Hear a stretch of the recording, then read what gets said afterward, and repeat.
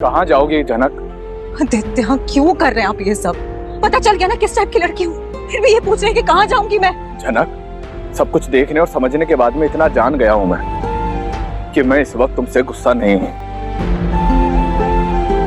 और जो मैं नहीं जानता ना उसके लिए बहुत बेचैन हूँ, और उसके पीछे का सच जान के रहूंगा मैं। हाँ, उसके लिए बहुत ताकत और हिम्मत चाहिए और वो मेरे पास में भरपूर है।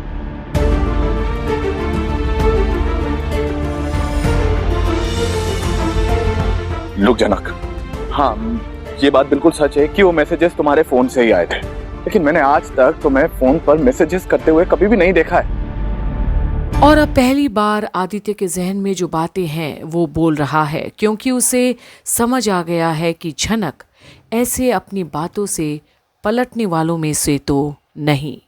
पर ये सब सुनकर अब बिपाशा और अर्शी की तो सिट्टी पिट्टी गुम है। हाँ, मैं तुम्हें सालों से नहीं जानता हूँ जनक, लेकिन जितना वक्त तुम्हारे साथ बिताया है ना, जितना तुम्हें जान पाया हूँ, उससे मैं ये समझ गया हूँ कि तुम क्या समझ गए आप? वाह वाह वाह वाह, कमाल ही हो गया, आप तो बहुत ही समझदार हो। कुछ देर पहले आपके साथ हुई नाइंसाफी को आप 2 मिनट में भूल गए। नाइंसाफी मेरे साथ हुई है ना, आपको क्या प्रॉब्लम है? अनी, अब तुम घर चलोगे या यहीं पे खड़े रहोगे? एक सेकंड, घर क्यों? आप लोग खाना नहीं खाएंगे क्या? इतना सब कुछ हो जाने के बाद आपको क्या लगता है हम खाना खाएंगे मजे से? मजा लेना तो आपकी पुरानी आदत है ना। और अब जब आदित्य इतनी बड़ी बात बोल दिया है तो बिपाशा तो सदमे में चली गई ऐसा लगता है, और अर्शी भी हैरान है। आज क्या प्रॉब्लम है? Excuse me? देखिए, जो हुआ मेरे साथ हुआ जनक की वजह से हुआ। मुझे ये समझ में नहीं आ रहा है कि आपको इतनी दिक्कत क्या है। देखिए, मैं चाहता हूं कि आप लोग खाना खाकर जाएं। अगर बिना खाए कोई भी चला गया ना तो वो मेरा अपमान होगा। आज के लिए आप लोग मेरे मेहमान हैं। हाँ, मानता हूं कि ये मेरा घर नहीं है, ये सिर्फ एक होटल ही है, लेकिन फिर भी आज के लिए मैं आप लोगों का होस्ट हूं ना। प्लीज आप लोग खाना खाकर जाइएगा, प्लीज। और जनक, तुम भी। नहीं आदित्य, मैंने बहुत खा लिया, बहुत लिया है मैंने लोगों से, और अब उनके एहसान तले दब चुकी हूँ और भार नहीं बढ़ाना चाहती अपना। आदित्य, लिसन, देखो मैंने बहुत बार जनक को गलत समझा है, लेकिन आज मैंने तुम्हें भी गलत समझा, and I'm really sorry for that. It's okay Anirudh, हालात ही ऐसे थे कि उस वक्त तुम्हें जो ठीक लगा वो तुमने बोल दिया, बट ऐसा कुछ भी नहीं है। It's okay. Thank you so much. Aditya, क्या मैं जनक से अकेले में बात कर सकता हूँ?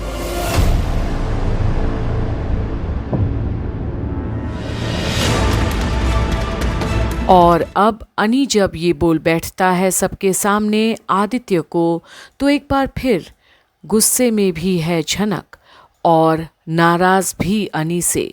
पर अर्शी और बिपाशा के तो होश ही उड़ जाते हैं।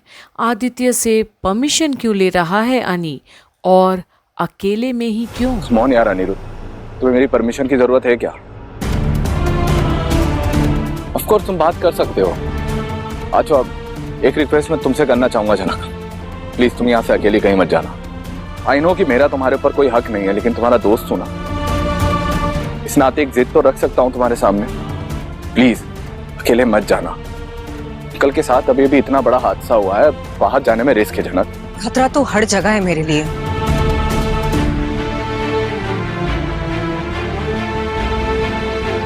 मुझ जैसी लड़की जिसका कोई घर बार ना हो, अपना ना हो, उनको हर जगह खतरा होता है।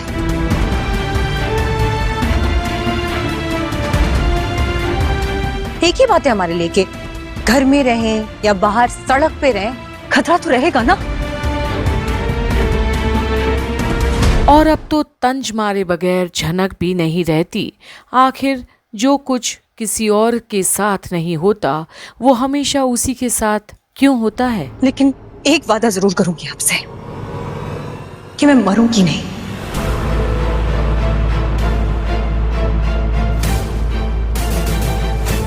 कम से कम आसानी से तो नहीं मरूंगी, क्योंकि इस दुनिया में आई हूं तो कुछ बड़ा करके जाऊंगी, क्योंकि मुझे तो दर्द से बस अब आजादी चाहिए।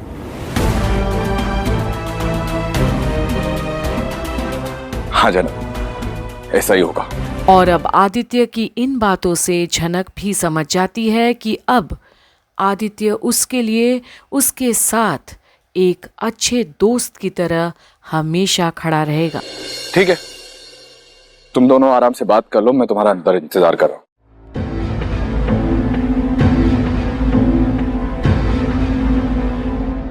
और झनक ऐसी बातें मत करो तुम इस थॉट से बाहर निकलो। जो तुमने नहीं किया है ना, उस इल्जाम को अपने सर पे लगा के जीने की जरूरत नहीं है। तुमने कुछ गलत पर मैंने किया है गलत। और अगर मैंने मैसेजेस नहीं भेजे होंगे तो किसने भेजे होंगे, आप बताइए। वो मैं बहुत जल्द पता लगा के रहूंगा। नहीं प्लीज, इस मैटर में पढ़ने की जरूरत नहीं है आपको। अगर मुझे तुम पे भरोसा नहीं होता तो क्या मैं तुम्हारे पीछे आता? प्लीज समझो ना, समझने की कोशिश करो, कोऑपरेट करो। देखो जनक, मैं चाहता हूं कि तुम सर उठा के जियो। I am proud of you. You are proud of me? Of course, मुझे फक्र है तुम पे। और अब जब अनी इतनी बड़ी बात बोल बैठा है झनक से कि वो उस पर फक्र करता है, तो सभी चौंक जाते हैं। क्या अनी को वाकई में समझ आ गया है कि ये घिनौना खेल किसका कराया धराया है? देखो, अगर कोई तुम पे ऐसे घटिया इल्जाम लगाता है ना, तो मुझे बहुत दुख होता है। तुम समझने की कोशिश करो कि मैं जानना चाहता हूँ असल में हुआ क्या है। नहीं नहीं प्लीज, आप मत जानिए कि असल में क्या हुआ था। क्योंकि जितनी बार मेरी जिंदगी से रिलेटेड कोई राज खुलता है ना, तो तूफान मेरी जिंदगी में आता है।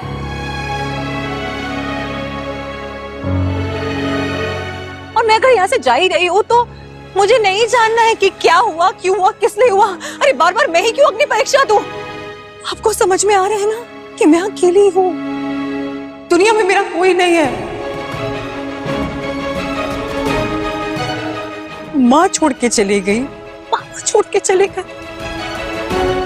रिश्तेदारों का आता पता नहीं है, कोई दोस्त नहीं है। और जो नाम के रिश्तेदार है मेरे कश्मीर में, वो मुझे अपना नहीं मानते। और अब जब अनी और झनक एक दूसरे से बातें कर रहे हैं, तो अर्शी और बिपाशा को तो उसकी कही हर एक बात कड़वी लगने लगी है। क्या अनी ही मिला उसे? और ना ही मुझे उन्हें अपना बनाने में कोई इंटरेस्ट है। तो बताइए, एक अकेली लड़की किसके लिए लड़ेगी? कौन बचाए? कोई भी तो नहीं। तो मैं बस यहां से दूर चले जाना चाहती हूँ, बस। जनक, अपने अंदर झांक के देखो और दिल से पूछो, और फिर बताओ मुझे कि क्या तुम सच में अकेली हो?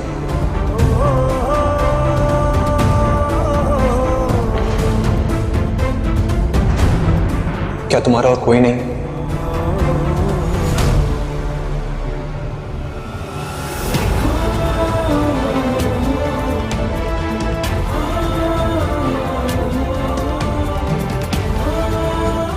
नहीं है।